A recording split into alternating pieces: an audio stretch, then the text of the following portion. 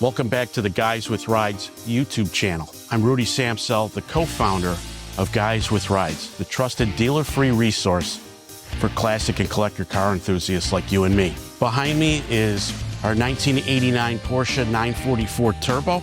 I restored the floor mats. The front floor mats were pretty grody and almost like it had mold at one point. I cleaned and thoroughly degreased them and found that Dupli-Color makes a vinyl and carpet dye. So they do have a burgundy color.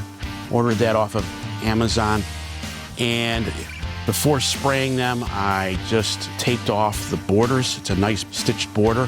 That really didn't need to be dyed. Once the edges were all taped off, and on the driver's side, the pedal pad has the Porsche logo. I didn't want to ruin that, so I masked that off.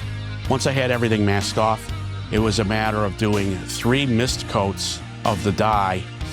It's a spray can, shake the can well, 3 mist coats over the course of 3 hours. I let it thoroughly soak in, and the results speak for themselves. The mats look brand new, really sets off the interior nicely, I think. And unless you're watching this video, when you go to look at the car, they look like they belong in a 36,000 mile car. Thanks for watching this video.